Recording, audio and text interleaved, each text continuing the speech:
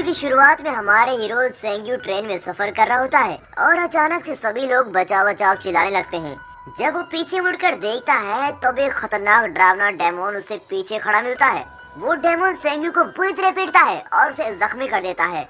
इस दौरान सेंग्यू के सर पर इतनी जोर से जख्म पड़ता है कि ट्रेन में एक सुरंग बन जाती है। वो तुरंत डर के मारे आंखें खोलता है। तभी उसे रियलाइज होता है कि वो तो एक डरावना सपना था और ये सपना पिछले 6 महीनों से उसको सोने नहीं दे रहा होता है। जब भी वो सोने की कोशिश करता है ये डेमोन उसे मार डालता है और सपने में कई जख्म उसे रियलिटी में भी महसूस होने लगते हैं। लेकिन फिर उसके निशान मिट जाते हैं। उसकी समझ में नहीं आ रहा होता है कि ये डेमोन उसे क्यों मारना चाहता है। उसका उस डेमोन से क्या रिश्ता है। देखने में तो सेंग्यू बिल्कुल एक भिखारी की तरह दिख रहा होता है। एक्चुअली में उसकी हालत एक भिखारी से भी बदतर है। न रहने के लिए घर, न पहनने के लिए बराबर कपड़े, न खाने के लिए पैसे, न बराबर की नौकरी। ऊपर से जब भी वो सोने की कोशिश करता ये सपना उसकी नींदें उड़ा देता।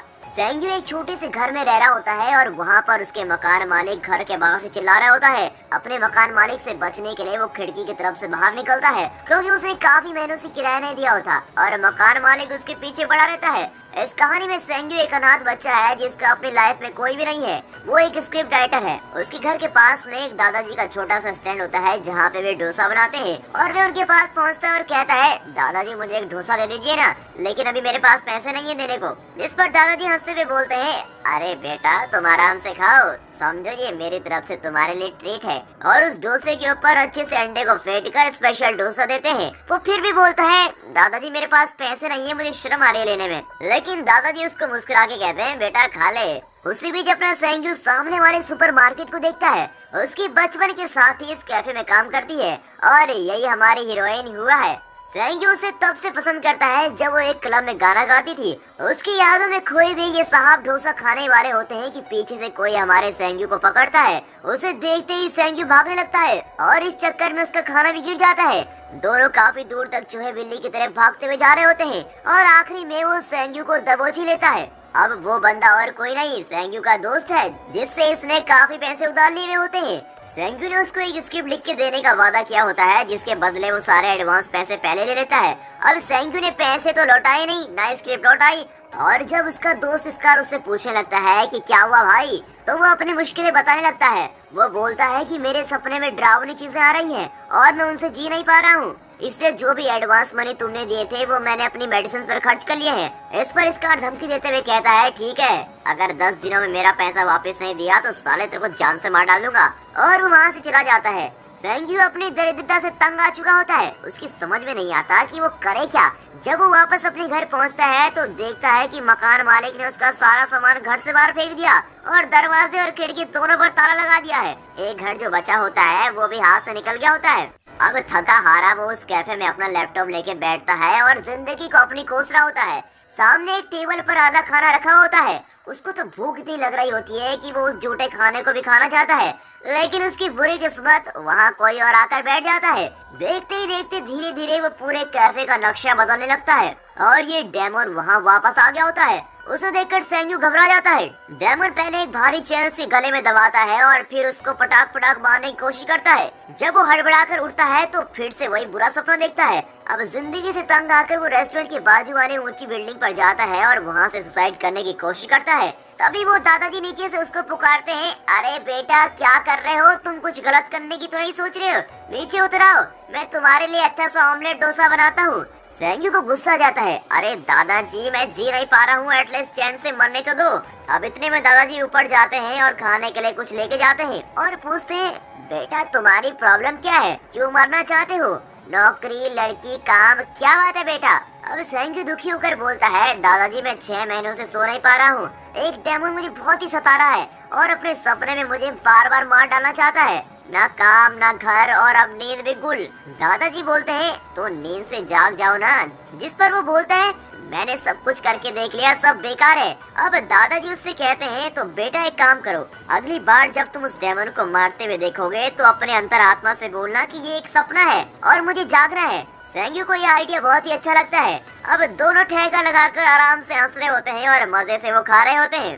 फिर थोड़ी देर बाद जब दादाजी चले जाते हैं तब वो सोचता है शायद दादाजी की बातों में दम है और अब यही ट्राई करता हूँ। उसके हाथ में एक पुराना फोन होता है जिसे बेचकर वो उस रात के लिए पैसे इकट्ठा करता है। वहाँ पास में एक सुपरमार्केट है, वो वहाँ पहुँच जाता है और जल्दी जल्दी उसमें कुछ खाने का सामान चुराने की कोशिश करता है, ये सोचकर कि शायद कोई नहीं देखेगा। लेकिन जब उसे पता चलता है कि उसकी हरकतें सामने वाले मिरर में रिकॉर्ड हो रही हैं, तभी वो सारा सामान वापस रख देता है। अब जितना पैसा उसके पास होता है उसे सिर्फ एक ब्रेड ही खरीद पाता है। अब बाहर आकर जब वो बेंच पर बैठता है तभी एक लड़की उसके पास आती है। वो लड़की कोई और नहीं, उसकी गर्लफ्रेंड युवा है। उसकी हालत देखकर वो उसके पास आकर बोलती है, क्या तुम मुझे पहचानते हो?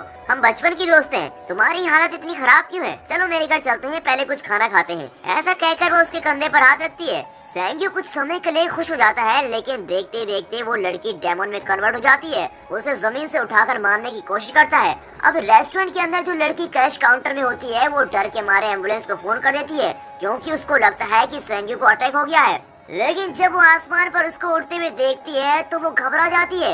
यहाँ सैंग्यू को तब दादाजी की बात याद आती है कि वो अपने आप से बोले कि ये मेरा वहम है, मैं सपने में हूँ और मुझे जागना है। ऐसा कहते ही वो डेमन उसको जोर से फेंक देता है और चाकू से उसके सीने में प्रहार करता है और सीधे ग्लास को तोड़ते हुए दुकान में जा गिरता है। जब वो आंखें खोलता है तो वो डेमन की चाकू उसी के हाथों में होती है और उसे ऐसा फील होता है जैसे कि उसने संघर्ष और मुश्किलों के बाद एक नई जिंदगी पाली है। थोड़ी देर तक तो उसे समझ ही नहीं आता कि ये सपना है या हकीकत। अब जल्दी से वो एक म्यूजियम में जाता है और उस चाकू को बेचने की कोशिश करता है। म्यूजियम ओनर से वो कहता है कि मैं इसके 20,000 लूंगा, जिस पर ओनर कहता है कि मैं तो 5,000 ही ऑफर कर सकता हूँ। फिर बाद में नेगोशिएट करके उसको 10,000 मिल जाती है और वो बहुत ही खुश हो जाता है और खुशी के मारे वो सबसे पहले एक महंगे होटल में रूम बुक करता है और तरह तरह के खाने का ऑर्डर करता है और मस्त खाता है। फिर नहा धोकर अपने गंदे से हुलिये को ठीक करता है और शेव करने के बाद तो जैसे उसकी पर्सनैलिटी बदल जाती है, वो एक ही रात में गरीब से अमीर बन जाता है। अब जैसे कि उसको सोने की बीमारी होती है, इसलिए वो स्लीपिंग टैबलेट लेके सोने की कोशिश करता है। जैसे ही वो सोने की कोशिश करता है कुछ टक टक की आवाज उसे सुनाई देती है और वो जाग जाता है। जब वो बाहर देखने आता है कि कौन है तो उसके रूम का दरवाजा अपने आप बंद हो जाता है। फिर अंदर से डोर टूटते हुए वो डेमन बाहर निकलता है और हमारे सैंग्यू को एक बड़ी कुल्हाड़ी से मारने लगता है। सैंग्यू बहुत कोशिश करता है अपने आप को बचाने की, लेकिन उस डेमन के प्रहार से वो बच नहीं पाता। वो कुल्हाड़ी से सैंग्यू के कंधे पर जोर से मारता है और उस वार में सैंग्यू के चेहरे पर एक निशान बन जाता है। वो नींद में बड़बड़ाते हुए बोलता है कि ये उसका वहम है। जैसे ही वो अपनी आंखें खोलता है, ये सोने की कुल्हाड़ी उसके हाथों में होती है। अब उसको अजीब ही लग रहा होता है और मजा भी आ रहा होता है। वो फिर से म्यूजियम में जाकर पैसों की गड्डी इकट्ठा करता है और मजे करने लगता है। म्यूजियम में एक आदमी सैंग्यू को हर बार घूर घूर कर देखता है और ये भी उसे इग्नोर करके चला जाता है। अब ये जुए पर, लड़कियों पर, नशे सब पर काफी पैसे उड़ाने लगता है। वो लड़कियों का लवर बॉय बन जाता है। एक शाम को जब वो नशे की हालत में होता है तो वो अपने रूम में पहुंचता है और वहां पर स्लीपिंग पिल्स लेकर सोने की कोशिश करता है। सोने से पहले वो एक किताब पढ़ रहा होता है जिसमें एक शानदार म्यूजियम की तस्वीर होती है, इसीलिए इस बार वो म्यूजियम पहुंचना चाहता है और सोच रहा होता है कि कौन सा कीमती औजार उठाया जाए जिससे उसे काफी सारे पैसे मिल जाएं। सामने उसे मुकुट दिखाई देता है और देखते ही देखते वहाँ डेमन भी वॉर करने पहुंच जाता है।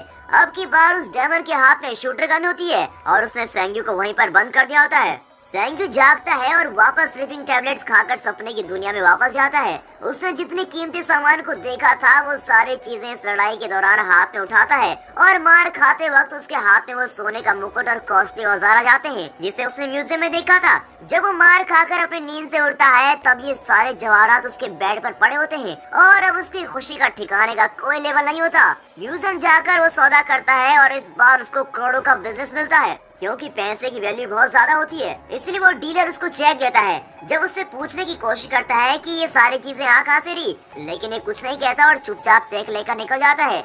जब वो अपने होटल की तरफ जाता है तब उसका फ्रेंड स्कार उसका पीछा करने लगता है और थोड़ी देर बाद भागने के बाद उसे रियलाइज होता है कि अरे मैं भाग क्यों रहा हूँ, मेरे पास तो पैसे ही पैसे हैं। और वो एक होटल रूम में खाने जाता है और जिस एडवांस के लिए वो स्कार से भाग रहा था उसको वापस करके बोलता है कि अब वो कोई भी स्क्रिप्ट नहीं लिखेगा, क्योंकि उसे अब एक बहुत ही अच्छा बिजनेस ऑफर हुआ है। उसके रहन सहन को देखकर स्कार सोचने पड़ जाता है कि ये इतना खतरनाक हो कैसे गया और अपने जिज्ञासा से पूछता है, भाई तुझे कोई लॉटरी लगी है क्या? मेरा बिजनेस बहुत डल हो गया यार, थोड़ा प्लीज मुझे अपना पार्टनर बना देना। इधर हमारा हीरो सैंग्यू वापस रेस्टोरेंट में जाता है जहाँ उसकी गर्लफ्रेंड युवा काम करती है। इस बार वो कॉफी खरीदते हुए पूछता है, क्या तुम मुझे जानती हो? जिस पर युवा बोलती है, नहीं, मैंने तुम्हें पहले कभी नहीं देखा। फिर बातों बातों में वो उसके बिजनेस और प्रॉफिट्स के बारे में पूछने लगता है। इस पर हमारी युवा बोलती है कि उसका बिजनेस बहुत ही डल चल रहा है, कस्टमर्स कुछ खास नहीं आ रहे हैं, इसलिए वो उसे बेचना चाहती है। जब यू उसके प्राइस के बारे में पूछता है तब वो कहती है कि $1.5 मिलियन। अब सेंग्यू अपनी कॉफी का पेमेंट करके वहाँ से निकल जाता है और रात में ड्रिंक करने के बाद जब सेंग्यू नशे में धुत होता है तब स्कार उसके रूम तक पहुँच जाता है। फिर स्कार उसके रूम की तलाशी लेता है और जब उसे बहुत सारा पैसा देखता है तब उसकी आंखें फटे की फटी रह जाती हैं। उस बेचारे को ये नहीं मालूम होता है कि सेंग्यू की सपनों की दुनिया तो बहुत ही खतरनाक है। इस बार वो एक ज्वेलरी शॉप में जाकर बहुत सारे ज्वेलरीज उठा कर लेके आता है और स्कार ये सब देखकर अपने आप को उसके हवाले सेंटर करता है और बोलता है कि मुझे अपना असिस्टेंट बना दो। सेंग्यू अगली सुबह वापस युवा के रेस्टोरेंट में जाता है और इस बार वो 1.5 मिलियन के साथ लेके जाता है और युवा को देकर बोलता है कि दुकान किसी को बेचो, प्रॉफिट हुआ तो 50-50 शेयर करेंगे और लॉस हुआ तो पूरी जिम्मेदारी मेरी। और ऐसा कहकर वो वापस आ जाता है और यू भी उससे काफी इम्प्रेस हो जाती है। फिर वो युवा को लेकर एक पार्टी में जाता है जहाँ युवा उसे ओपनली पूछती है कि उसकी हेल्प करने का क्या मकसद है। अब सेंग्यू के अंदाज से वो समझ जाती है कि वो मुझे पसंद करने लगा है। स्कार और सेंग्यू का लाइफ स्टाइल अब बहुत ही अलग हो जाता है। स्कार अब एक रूम बॉय बन जाता है और बहुत सारे सूटकेस रेडी करता है ताकि पैसे कलेक्ट कर सके।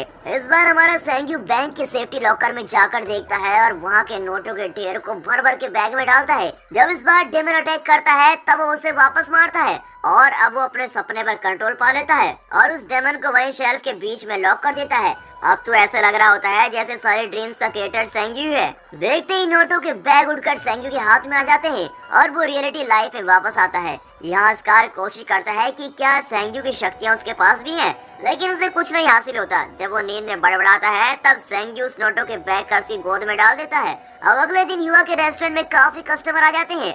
इसके पीछे भी सेंग्यू का ही हाथ होता है। वो बाहर सभी को रिश्वत देकर कहता है कि उस रेस्टोरेंट में जाओ और वहाँ फूड ऑर्डर करो।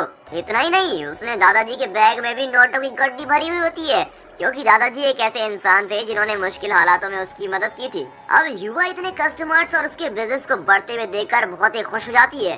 रात में दुकान बंद करने के बाद बहुत रंगीन मोमेंट शेयर करते हैं। सेंग्यू ड्रीम्स के दौरान कीमती कार चुरा लेता है जिसे वो स्टाइल से युवा को गिफ्ट करता है। अब उसके लाइफस्टाइल को देखकर वो उसके काम के बारे में पूछती है।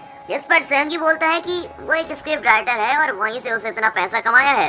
इस रोमांटिक राइड के दौरान सेंग्यू को पुरानी बातों की याद आती है जहां बचपन में वो युवा से पब में मिलता था। अब युवा उस समय वहां गाना गाती थी और अकेले में रोती थी। जब सेंग्यू उससे कारण पूछता था तो वो उसे इग्नोर कर देती थी। फिर वो एक थिएटर में हमेशा जाती थी जहाँ वो अपने सारे इमोशन को जीती थी। अब सेंग्यू उसका पीछा करते हुए रोज उस थिएटर के बाहर जाता था और दूर से उसको निहारता रहता था। पूरी बातों को ताज़ा करने के लिए वो उसी थिएटर को जाते हैं और यहाँ पर युवा बोलती है कि वो उसकी डायरेक्ट की हुई मूवी को देखना चाहती है। अब सेंग्यू ने जो अधूरी स्क्रिप्ट छोड़ी थी उसे पूरा करके स्कार को उसकी मूवी रिलीज करने को बोलता है। अब स्क्रिप्ट पढ़कर तो स्कार बहुत ही इमोशनल हो जाता है और बोलता है कि ऐसी कहानी उसने अपनी लाइफ में पहले कभी नहीं सुनी। देखते ही देखते सेंग्यू बहुत बड़ा बिजनेसमैन बन जाता है और उसकी सक्सेस पूरे शहर में स्प्रेड हो जाती है। सेंग्यू अब बिजनेस लेवल का बादशाह बन जाता है और कई दूसरे बिजनेसमैन के लिए नसूर बन जाता है। अगली बार जब वो सपनों की दुनिया में जाता है तब एक सोने के खजाने में घुसता है और वहाँ का नजारा ही कुछ और होता है। सेंग्यू इतना अमीर हो गया होता है कि अब उसे कुछ भी लाने की जरूरत नहीं होती और क्योंकि सपनों का कंट्रोल उसके हाथ में होता है इसीलिए हमारा डेमन वहाँ बिल्कुल निहत्था और नाराज बैठा होता है। सेंग्यू उस डेमन को बड़े एटीट्यूड से देखता है और अचानक से उसकी नजर डेमन के सोने की बेल्ट पर पड़ती है। उस बेल्ट में कुछ ऐसा होता है जिसको देखकर तो सबकी काया बदल जाए। अब सेंग्यू का लालच बढ़ जाता है और वो उस बेल्ट को लेने के चला जाता है। जैसे ही वो बेल्ट छीनता है तो वो डेमन वहाँ से धीरे धीरे गायब हो जाता है। उसके बाद सेंग्यू के लाइफ में सब कुछ अजीब सा होने लगता है। रियलिटी लाइफ में वापस आने के बाद सेंग्यू ने इस बेल्ट को एक सेफ्टी लॉकर में रख दिया होता है और अपने अंदर छुपा कर रखी हुई सारी मोहब्बत को वो युवा के सामने इजहार करता है और उसे एक बड़ी बिल्डिंग के टेरेस पर लेके जाकर वहाँ पर प्रपोज करता है।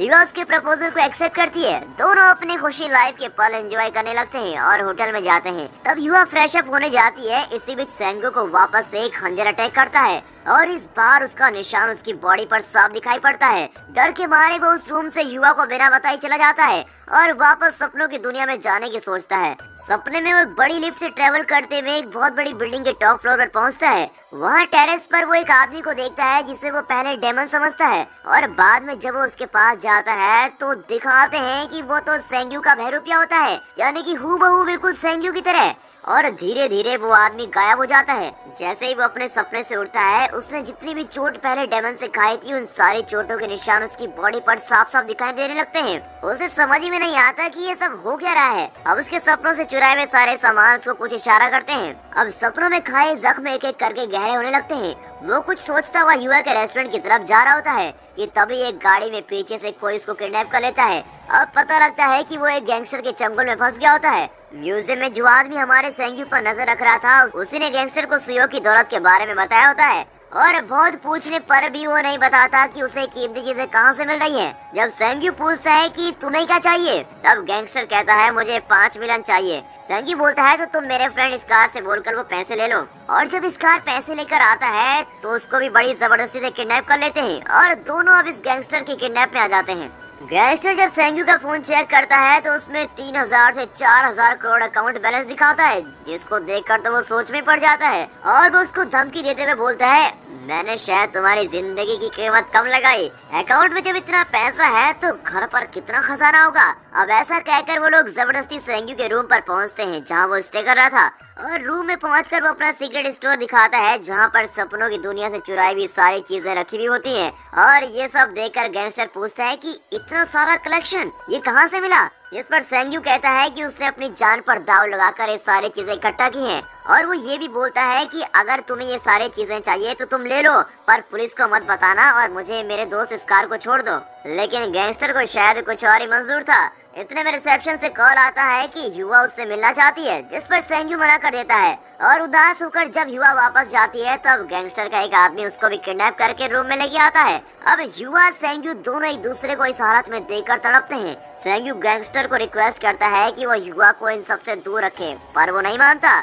इतने में जख्मी स्कार को होश आता है और वो भी बोलता है कि सारे पैसे रख लो लेकिन हमें छोड़ दो, लेकिन वो बुरे वार का शिकार हो जाते हैं। गैंगस्टर के गुंडे उसे एक लोहे की रॉड से बुरी तरह मारते हैं और चारों तरफ खून से लथपथ हो जाता है। फिर जब एक गुंडे युवा के साथ बदतमीजी करने की कोशिश करते हैं तो झगड़ा बढ़ जाता है। गैंगस्टर के गुंडे बुरी तरह से तीनों को मारते हैं। अब स्कार उन दोनों को आगे जाने को बोलता है और खुद उनका शिकार हो जाता है। दोस्त के खातिर उसने अपनी जान दे दी होती है और एक सच्चे दोस्त होने का फर्ज निभा देता है। वहाँ जब युवा एक मोटे से रॉड से इन गुंडों को मारने की कोशिश करती है तो वो गुस्से में उन दोनों को मौत के घाट ऑलमोस्ट उतार ही देती है, और जख्मी सेंग्यू आंखें बंद करता है और इस बार वो दूसरी दुनिया में चला जाता है। और इस दुनिया में उसे कई सारे डोर दिखाई देते हैं और ये सारे डोर उसकी जिंदगी से जुड़े हुए होते हैं। वो ट्रेन का सफर, वो रेस्टोरेंट का इंसिडेंट, वो म्यूजियम, लॉकर, सोने का खजाना, और यहाँ से उसे अपनी जिंदगी रिवर्स डायरेक्शन में जाती हुई नजर आती है। उसे ऐसे लगता है कि ये सारे एपिसोड उसकी आंखों के सामने हो रहे होते हैं। जब वो सुसाइड करने उस ऊंची बिल्डिंग में जाता है तब इस दुनिया में वो सुसाइड अटेम्प्ट करता है और उसे स्ट्रेचर में लेटाकर एम्बुलेंस में लेकर जाते हैं। उसके सामने सब कुछ रियलिटी में होते हुए नजर आता है। वो एक बड़ा पोर्टल देखता है जिसमें वो पोर्टल का दरवाजा खोल नहीं पाता, और उस दरवाजे के पीछे युवा बेहोश पड़ी भी होती है और वो चाहकर भी उसकी मदद नहीं कर पा रहा होता है। वो बार बार बोलता है कि मैं नींद में हूँ, मुझे उठना है, लेकिन कुछ भी नहीं होता और वो बेहोश हो जाता है। देखते ही देखते सेंग्यू के हाथ पैर सब बड़े होने लगते हैं और वो एक डेमन में कन्वर्ट हो जाता है। उसके हाथ में एक बड़ा सा हथियार होता है जिससे वो पोर्टल को तोड़ देता है। जब ये पोर्टल टूटता है तब उसकी रियल लाइफ की बहुत सारी चीजें बदल जाती हैं। शुरुआत में जो मकान मालिक उसे पैसे मांगने के लिए बाहर खड़ा उसे डांटता है, ये डेमन उसे जोर से मारकर उड़ा देता है। फिर जब स्कार उसकी काबिलियत पर सवाल करके उसके मजाक उड़ाता है तब वो उसको भी एक ही परार में खत्म कर देता है। और बाद में जब ये गैंगस्टर उसके रूम में सबको मार डालते हैं तब ये दरवाजा तोड़ते हुए उस गैंगस्टर की बटालियन का चकनाचूर कर देता है। उसी बीच एक गैंगस्टर गलती से सारी गोलियां युवा पर बरसा देता है और हमारे सेंग्यू के सामने उसकी मौत हो जाती है। जब हमारा सेंग्यू बेसहारा होता है तब ये डेमन अपनी गन को उठाता है और सीधे उसको गोली से उड़ा देता है। अब सेंग्यू ने जितनी भी चीजें सपनों की दुनिया से चुराई हुई होती हैं वो सारी गायब होने लगती हैं और वो डेमन का बेल्ट भी वहाँ से गायब हो जाता है। कहानी का क्लाइमेक्स बहुत ही कंफ्यूजिंग है और ध्यान से देखने वाले भी कुछ पल के लिए कंफ्यूजन में पड़ जाएंगे कि ये हो क्या रहा है। वो फिर से दिखाते हैं कि हमारा सेंग्यू बिल्डिंग से कूदकर सुसाइड कर लेता है और मौत की गोद में सो जाता है। एक्चुअल में हमारा सेंग्यू जब उस सुपरमार्केट के बाहर खाने के लिए बैठा था, तब युवा सामने से आकर उससे पूछती है क्या वो उसे जानता है और उसकी हालत ऐसे क्यों हुई है। वो फिर उसे घर ले जाती है। एक्चुअल में फ्लैशबैक में एक और ट्विस्ट है, जहाँ युवा भी सेंग्यू को काफी दफा नोटिस करती है। थिएटर में छोटे में जब सेंग्यू उसे फॉलो करता था, तब भी ये उसे नोटिस करती थी और वो उसे अपने रेस्टोरेंट में नौकरी भी देती है और एक लैपटॉप भी गिफ्ट करती है। और उसका दोस्त स्कार जब वो एडवांस लौटाता है, तब वो उसको और पैसे देता है और कहता है कि उसकी लिखी हुई स्क्रिप्ट डायरेक्टर को बहुत ही अच्छी लगी और वो सुपर डुपर हिट है। देखते देखते उसकी सारी कहानियाँ हिट हो जाती हैं और वो दोनों सेटल हो जाते हैं। एक दिन जब वो दादाजी से मिलने जाता है, तब वो भी उसे पैसों की गड्डी वापस करते हुए कहते हैं कि उन्होंने भी इस दुनिया में खूब पैसा कमाया है। फिर उसे महसूस होता है कि वो एक बनावटी दुनिया थी, इसीलिए उन्होंने उसे छोड़ दिया और इस साधारण दुनिया में गुजारा करना सीख लिया। अब जब हमारा सेंग्यू युवा दूर उस सुपरमार्केट के बाहर बातें कर रहे होते हैं, तब ये डेमन दूर से उन पर नजर रखता है और यहीं पर ये मूवी खत्म होती है। And finally thanks for watching.